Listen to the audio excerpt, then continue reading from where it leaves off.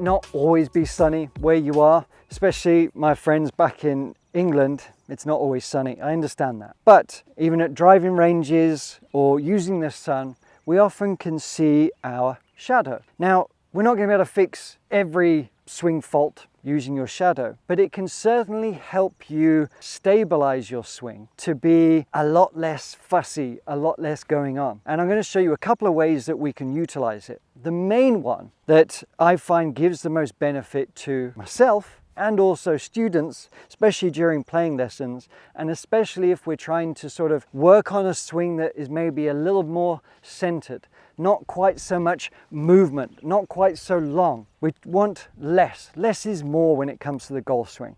And people are always surprised by when they do less, more happens, better strikes, better swings, better distance. The thing is, when we try and get more distance a lot of times, especially with the big dog, the driver, we can end up kind of moving off the ball a little bit too much, trying to get a little bit too much force. Or we can end up sort of trying to lift the body a bit too much here, having too much arms and then running off and having a bit too much tilt this way and then falling back here. Sometimes it's a little bit hard to feel what you're doing or understand what you're doing, but our shadow can give us a clue.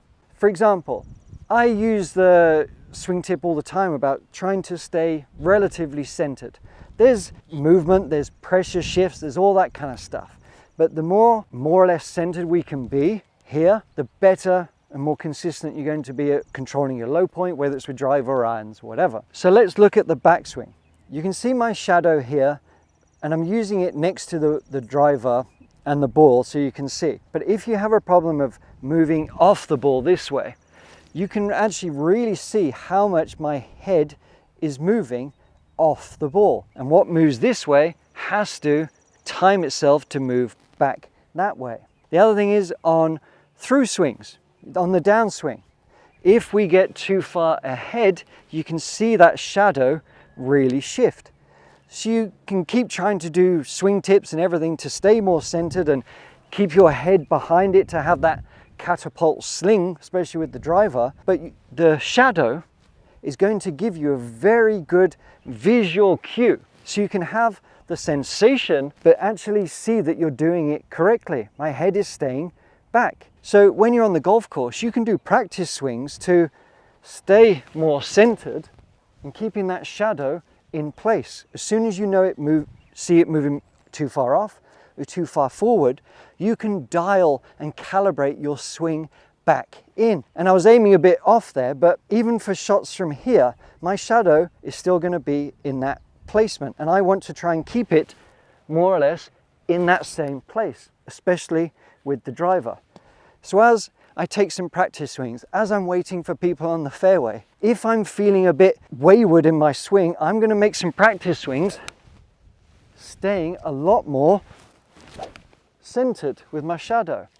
That's my calibration cue. And then I can go and hit a shot and execute it with that same feeling. Doesn't mean that I'm going to watch my shadow as I hit this shot.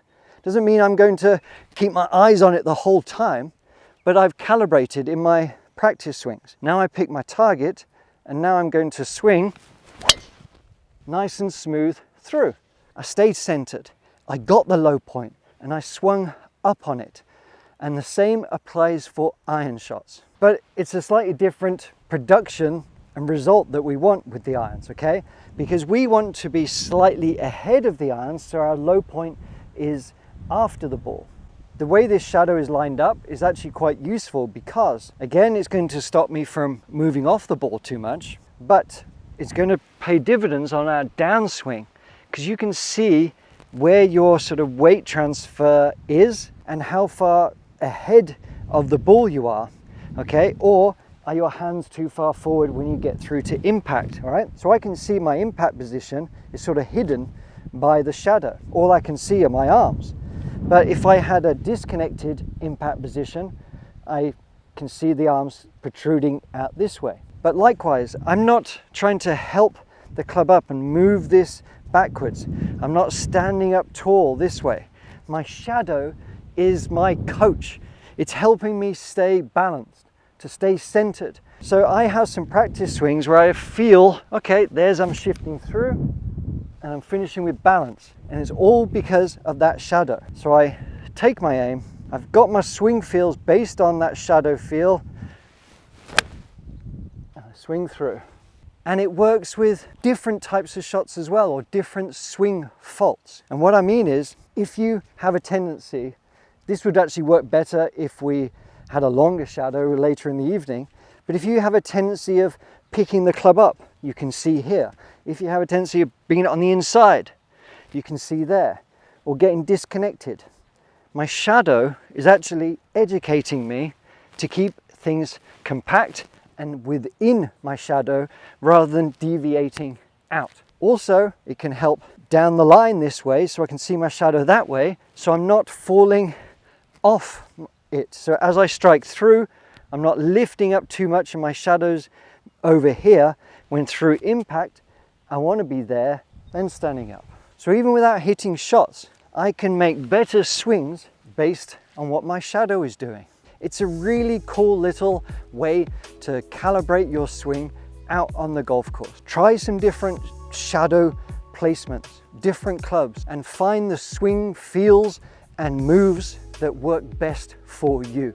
Start learning what works for your swing, and you really will start seeing the results much quicker than you can imagine.